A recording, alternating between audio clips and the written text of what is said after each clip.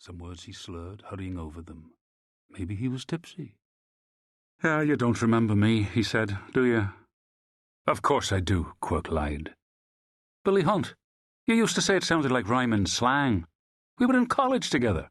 I was in first year when you were in your last. I didn't really expect you to remember me. We went for different crowds. I was mad into the sports, hurling, football, all that, while you were with the arty lot with your nose stuck in a book or over at the Abbey or the Gate every night of the week. I dropped out of the medicine. Didn't have the stomach for it." Quirke let a beat of silence pass, then asked, "What are you doing now?" Billy Hunt gave a heavy, unsteady sigh. "Never mind that," he said, sounding more weary than impatient.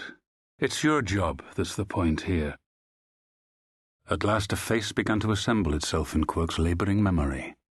Big broad forehead, definitively broken nose, a thatch of wiry red hair, freckles.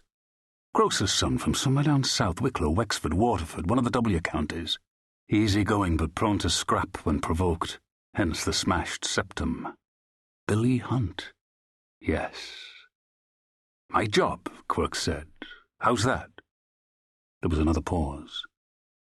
"It's the wife," Billy Hunt said. Quirke heard a sharply indrawn breath whistling in those crushed nasal cavities. "She's after doing away with herself." They met in Beulah's Cafe in Grafton Street. It was lunchtime and the place was busy. The rich, fat smell of coffee beans roasting in the big vat just inside the door made Quirke's stomach briefly heave. Odd, the things he found nauseating now. He had expected giving up drink would dull his senses and reconcile him to the world and its savours, but the opposite had been the case, so that at times he seemed to be a walking tangle of nerve ends assailed from every side by outrageous smells, tastes, touches. The interior of the cafe was dark to his eyes after the glare outside. A girl going out passed him by. She wore a white dress and carried a broad-brimmed straw hat. He caught the warm waft of her perfumed skin that trailed behind her. He imagined himself turning on his heel and following after her, and taking her by the elbow, and walking with her out into the heat of the summer day. He did not relish the prospect of Billy Hunt and his dead wife.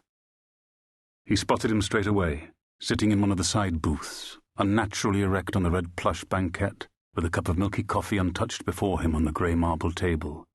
He did not see Quirke at first, and Quirke hung back a moment, studying him, the drained pale face with the freckles standing out on it, the glazed, desolate stare, the big turnip-shaped hand fiddling with the sugar spoon. He had changed remarkably little in the more than 2 decades since Quirke had known him. Not that he could say he had known him, really.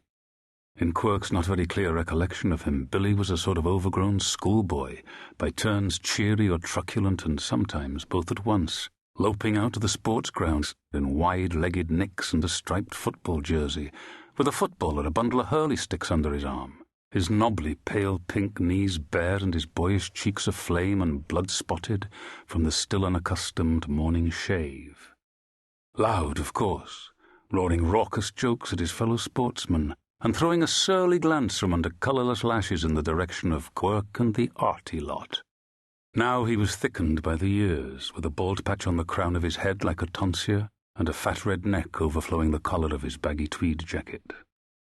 He had that smell, hot and raw and salty, that Quirke recognised at once, the smell of the recently bereaved.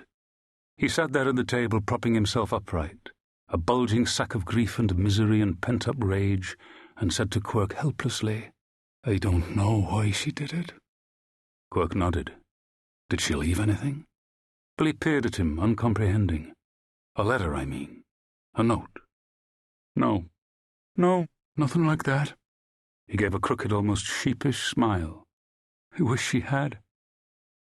That morning a party of Gardaí had gone out in a launch and lifted poor Deirdre Hunt's naked body off the rocks on the landward shore of Dalkey Island.